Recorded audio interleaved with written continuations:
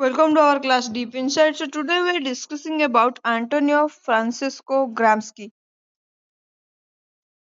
ମାର୍କ୍ସବାଦର ନୂତନ ବିନ୍ଧାଣୀ ଭାବରେ ଏବଂ ସମାଜବାଦୀ ବିପ୍ଳବର ନୂତନ ରୂପରେଖ ପାଇଁ ନୂତନ ପଥ ଦେଖାଇଥିବା ମହାନ ଦାର୍ଶନିକ ହେଉଛନ୍ତି ଇଟାଲୀର ପ୍ରସିଦ୍ଧ ପ୍ରତିଭାବାନ ମାର୍କ୍ସବାଦୀ ଦାର୍ଶନିକ ଆଣ୍ଟୋନିଓ ଗ୍ରାମ୍ସ୍କି।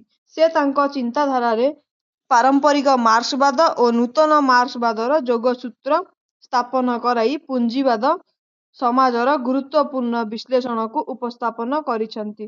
ଗ୍ରାମ୍ସ୍କି ରୁଷିଆ ବିପ୍ଳବ 1917କୁ ଅର୍ଥନୈତିକ ଶକ୍ତି ଉପରେ ଇଚ୍ଛାଶକ୍ତିର ବିଜୟ ବୋଲି ବିବେଚନା କରିଛନ୍ତି। 1921 ମସିହାରେ ସେ ଇଟାଲୀୟ କମ୍ୟୁନିଷ୍ଟ ଦଳର ମୂଳଦୁଆ ସ୍ଥାପନ କରିଥିଲେ ଏବଂ 1924 ମସିହାରେ ଏହାର ସାଧାରଣ ସମ୍ପାଦକ ପଦବୀ ମଣ୍ଡନ କରିଥିଲେ। ଇଟାଲୀର ଫାସିବାଦୀ ଏକଛତ୍ର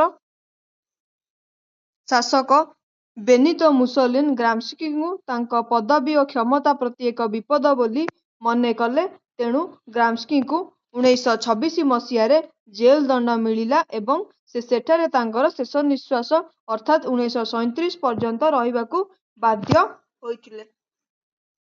ତାଙ୍କର ଏହି 11 ବର୍ଷର ବନ୍ଦୀ ଜୀବନ ମଧ୍ୟରେ ସେ ଅନେକ ପ୍ରବନ୍ଧ, ଭାଷାଗତ ଓ ସାହିତ୍ୟ ସମାଲୋଚନା ଲେଖିଥିଲେ, ଯାହାକି ତାଙ୍କର ଦର୍ଶନ ଓ ଚିନ୍ତାଧାରା ବୋଲି କୁହାଯାଏ। ତାଙ୍କ ମୃତ୍ୟୁ ପରେ ଏଗୁଡ଼ିକ ଜେଲଖାନାର ଲେଖନୀ ପ୍ରିଜନ୍ ନୋଟବୁକ୍ ନାମରେ ଛପାଯାଇଥିଲା।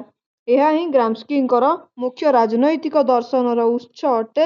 ପୁଞ୍ଜିବାଦ ସମାଜର ବିଶ୍ଳେଷଣ ଗ୍ରାମ୍ସ୍କିଙ୍କ ରାଜନୈତିକ ତତ୍ତ୍ୱ ପାଇଁ ମୁଖ୍ୟ ଅବଦାନ ଅଟେ।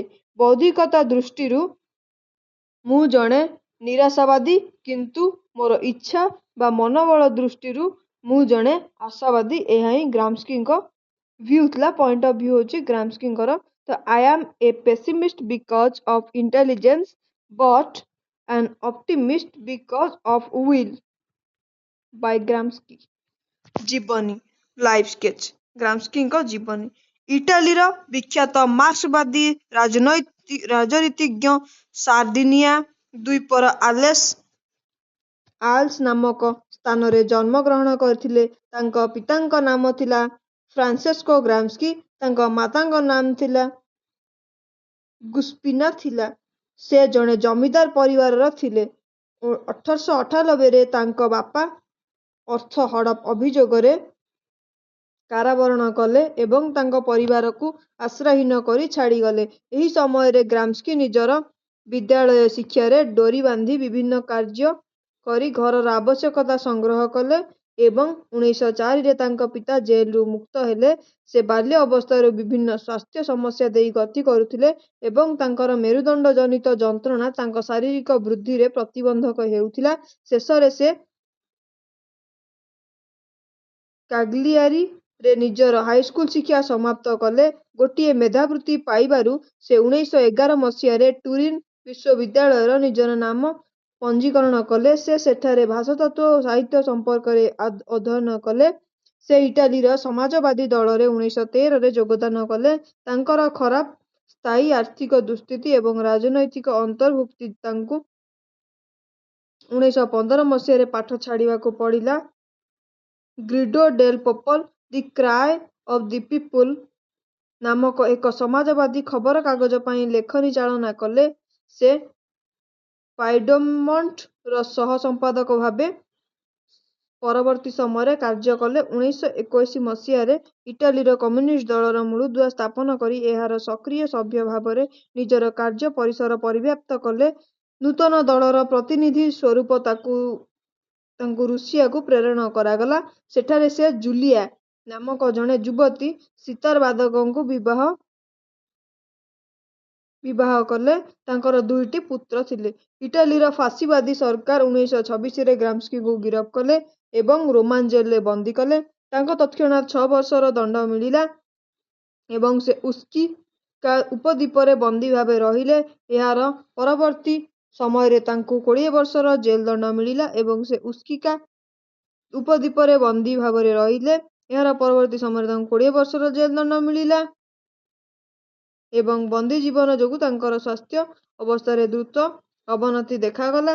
1934ରେ ତାଙ୍କ ସ୍ୱାସ୍ଥ୍ୟଗତ ଦୃଷ୍ଟିରୁ ଚୁକ୍ତିମୂଳକ ବା ସର୍ତ୍ତମୂଳକ ମୁକ୍ତି ମିଳିଲା, କିନ୍ତୁ ମାତ୍ର 46 ବର୍ଷ ବୟସରେ ଅର୍ଥାତ୍ 1937ରେ ସେ ନିଃଶ୍ୱାସ ତ୍ୟାଗ କଲେ। ତାଙ୍କର ପାଉଁଶରୁ ରୋମର ପ୍ରୋଟେଷ୍ଟାଣ୍ଟ ସମାଧି ପଡ଼ିଆରେ ସମାଧି ଦିଆଗଲା। ଗ୍ରାମ୍ସ୍କିଙ୍କ ଉପରେ ପ୍ରଭାବ। ଗ୍ରାମ୍ସ୍କିଙ୍କ ଜୀବନକାଳ ମଧ୍ୟରେ ଅନେକ ଦାର୍ଶନିକ ଘଟଣା ଅନୁଷ୍ଠାନ ଦ୍ୱାରା ପ୍ରଭାବିତ ହୋଇଥିଲେ। ସେ ପ୍ରଫେସର ମାର୍କୋ ବୋର୍ଟୋଲି ପାଖର ଭାଷା ସାହିତ୍ୟ ଟୁରିନ୍ ବିଶ୍ୱବିଦ୍ୟାଳୟରେ ଅଧ୍ୟୟନ କରିଥିଲେ। ଟୁରିନ୍ ବିଶ୍ୱବିଦ୍ୟାଳୟରେ ଶିଳ୍ପୀକରଣ ପ୍ରଣାଳୀ ତାଙ୍କୁ ଶ୍ରମିକ ସଂଗଠନ କାର୍ଯ୍ୟ ସମ୍ପର୍କରେ ଚିନ୍ତା କରିବାର ସୁଯୋଗ ଦେଲା। ଟୁରିନ୍ ବିଶ୍ୱବିଦ୍ୟାଳୟ ଅନ୍ୟ ଯେଉଁମାନେ ତାଙ୍କ ଚିନ୍ତା ଓ ଚେତନାକୁ ବିସ୍ତାର କରିଥିଲେ ସେମାନେ ହେଲେ ଆଣ୍ଟୋନିଓ ଲାବ୍ରିଓଲା, ରାଡୋଲ୍ଫ ମୋଣ୍ଡୋଲ୍ଫ, ଗାୟୋଭାନି ଜେନିଟାଇଲ, ବେନିଡିଟୋ କ୍ରୋକି। ସେ ମଧ୍ୟ ଗଭୀର ଭାବରେ ଲେନିନ୍ଙ୍କ ଚିନ୍ତାଧାରା ଦ୍ୱାରା ପ୍ରଭାବିତ ହୋଇଥିଲେ। ଗ୍ରାମ୍ସ୍କିଙ୍କ ରଚନାବଳୀ। Pre-prison writings, the prison notebook, selection from the prison notebooks, letters from prison, the southern question, the modern prince and other writings. ଦାର୍ଶନିକ ଚିନ୍ତାଧାରା। Philosophical work. ଗ୍ରାମ୍ସ୍କି ବିଂଶ ଶତାବ୍ଦୀର ଜଣେ ବିଖ୍ୟାତ ମାର୍କ୍ସବାଦୀ ଚିନ୍ତାନାୟକ ଅଟନ୍ତି। ସାଂସ୍କୃତିକ ଆଧିପତ୍ୟ ଦ୍ୱାରା ପୁଞ୍ଜିବାଦୀ ରାଷ୍ଟ୍ରକୁ ଆଇନସିଦ୍ଧ କରିବା ଓ ପରିଚାଳନା କରିବା, ଜନପ୍ରିୟ ଶ୍ରମିକ ଶିକ୍ଷାକୁ ଉତ୍ସାହିତ କରିବାର ଆବଶ୍ୟକତା ଏବଂ ଶ୍ରମିକମାନଙ୍କ ମଧ୍ୟରୁ ବୌଦ୍ଧିକ ଶ୍ରେଣୀର ବିକାଶ କରିବା, ଆଧୁନିକ ପୁଞ୍ଜିବାଦୀ ରାଷ୍ଟ୍ରର ବିଶ୍ଳେଷଣ କରିବା ଯାହାକି ରାଜନୈତିକ ସମାଜଠାରୁ ପୃଥକ୍ କରେ କାରଣ ଏହା ସିଧାସଳଖ ଓ ବଳପୂର୍ବକ ପ୍ରାଧାନ୍ୟ ବିସ୍ତାର କରେ।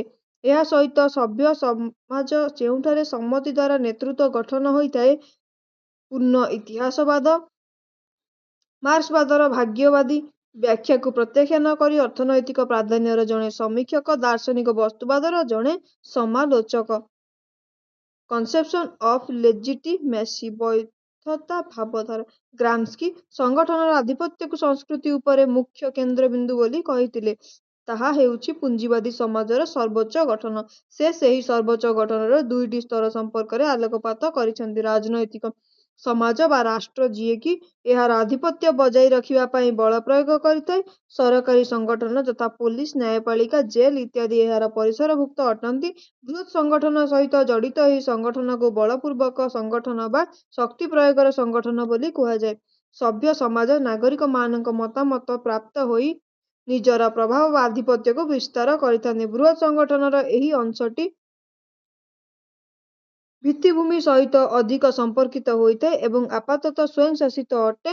ସଂଗଠନ ସହିତ ଜଡ଼ିତ ହୋଇଥିବା ଏହି ଅଂଶକୁ ବୈଧତାର ସଂଗଠନ ବୋଲି କୁହାଯାଏ। ଗ୍ରାମ୍ସ୍କି ଏହି ବୃହତ୍ ସଂଗଠନର ଅଂଶ ପ୍ରତି ଯତ୍ନବାନ ହୋଇଛନ୍ତି। ଗ୍ରାମ୍ସ୍କି ଜଣେ ମାନବବାଦୀ ଥିଲେ। ସେ କୌଣସି ପ୍ରକାର ଅତ୍ୟାଚାରକୁ ବିରୋଧ କରୁଥିଲେ।